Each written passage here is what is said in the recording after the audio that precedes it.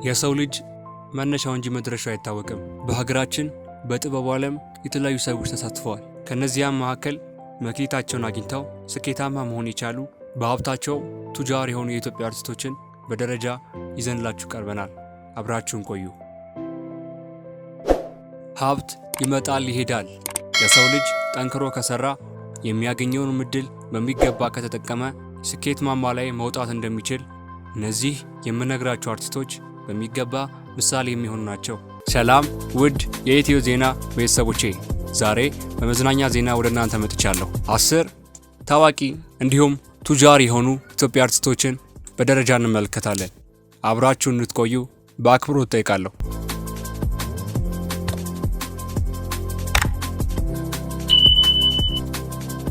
10ኛ ሰላም ተስፋዬ። ተዋናይት እንዲሁም የማስታወቂያ ባለሙያ የሆነችው ሰላም ተስፋዬ ሐረር ተወልዳ በሰሊጥ ምርቷ በምትታወቀው ሁመራ እዚያ እስከ 17 ዓመቷ ኖራለች። በዚያ ከ9 እስከ 17 ዓመቷ ኖራለች። ከዚያም ወደ ተለያዩ የኢትዮጵያ ክፍሎች በመጓዝ ኑሯን አድርጋለች።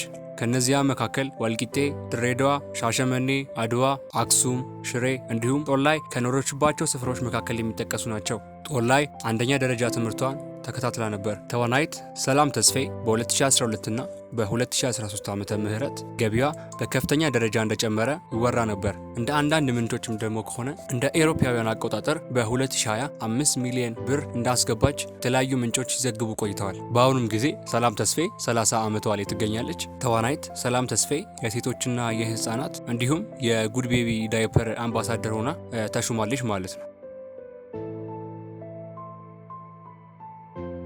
9ኛ አበበ ባልቻ ወይም በተወዳጅ ትወናው የምናውቀው አስናቀ። ተዋናይ አበበ ባልቻ በ1948 ዓ.ም በእንግሊዝ ኤምባሲ አካባቢ የተወለደው ተዋናይ አበበ ባልቻ አንደኛና ሁለተኛ ደረጃ ትምህርቱን በኮከበ ጽባህ ተከታትሏል። በተከታታይ ድራማዎች የምናውቀው ተዋናይ አበበ ባልቻ በተለይም በሰው ለሰው ተከታታይ ድራማ በህዝቡ ዘንድ ተወዳጅነትና ተቀባይነትን ማግኘት ችሏል። ተዋናይ አበበ ባልቻ በብዙዎች ዘንድ እንደሚታወቀው ሰዓት የላሰም ጠበቃም ነው። ተዋናይ አበበ ባልቻ በብዙዎች ዘንድ እንደሚታወቀው በጣም አደገኛና ሰዓት የላሰ ጠበቃ ነው። በአሁኑ ሰዓትም የሚድሮክ ዋና ጠበቃ ነው ማለት ነው። ተዋናይ አበበ ባልቻ በ25 ዓመቱ ለመጀመሪያ ጊዜ የተጫወተው የመድረክ ተውኔት ኦቴሎ ሲሆን ቴዎድሮስ የሚለው ቲያትር ላይም ገብርዬን ሆኖ ተጫውቷል። እስከ 4 የሚደርሱ ፊልሞችንም ሰርቷል።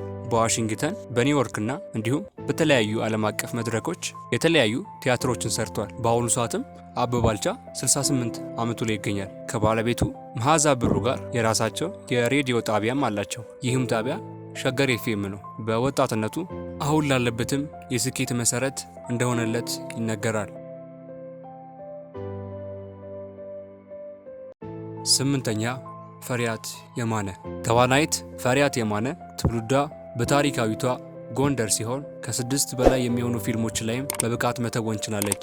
በአንድ ወቅትም በለዛ አዋርድ ላይ ለወፍ የቆመች ፊልም ታጭታ ነበረ። በማያ ፊልም ደግሞ ሽልማትን መቀበል ችላለች። እንዲሁም በአፍሪካ ደረጃ ጊዜ በሚለው ፊልማ ለመሸለም በቅታለች። ተዋናይት ፈሪያት የማነ የተለያዩ ዘፈኖች ላይም በሞዴልነት ትሰራለች። በአሁኑ ሰዓትም ፈሪያት የማነ 32 ዓመቷ ላይ ትገኛለች። እንደ አውሮፓውያን አቆጣጠርም በ2020 እስከ 5 ሚሊዮን ብር የሚደርስ ገቢ ማስገባት እንደቻለች ይነገራል። ተዋናይት ፈሪያት የማነ ቦሌ አካባቢ የራሷ ሬስቶራንትና ድርማግ የሚሰኝ የራሷ የሆነ የሀበሻ ልብስ መሸጫ አላት። ወደ ውጭ አገራትም ኤክስፖርት ታደርጋለች።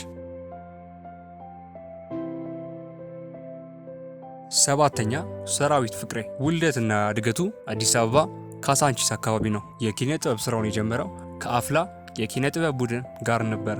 እዚያም ቡድን ውስጥ በድርሰትና በትወና ይሳተፍ ነበረ። ለትልቅም ደረጃ ያበቃው የኢትዮጵያ ሬዲዮ ላይ ይተላለፍ የነበረው አብዬ ዘርጋውን በመሪነት ተውኗል። ከዚያም ቀጥሎ በበርካታ የቲቪ ድራማዎች ላይ መተወን ችሏል።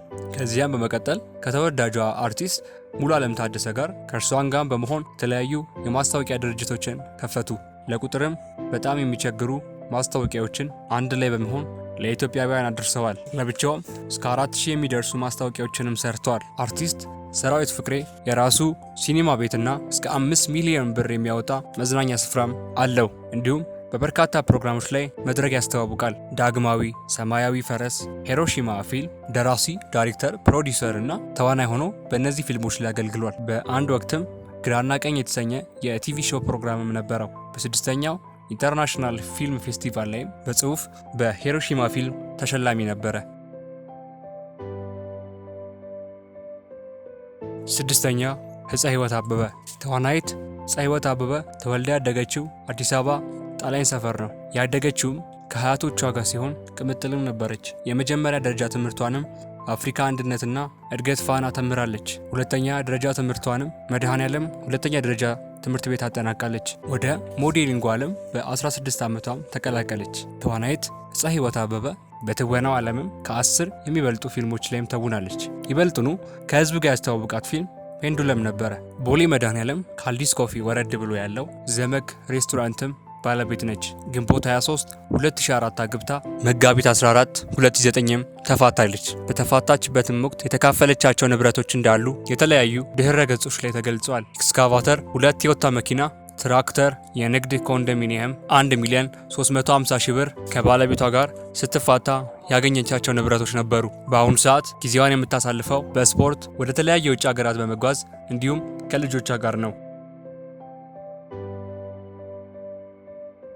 አምስተኛ ሰይፉ ፋንታሁን። የትውልድ ቦታው ሐረር ሲሆን የፊልም ተዋናይ፣ የማስታወቂያ ባለሙያ እንዲሁም ታዋቂው ሰይፉ በኢቢኤስ ቲቪ ሾው አቅራቢም ነው።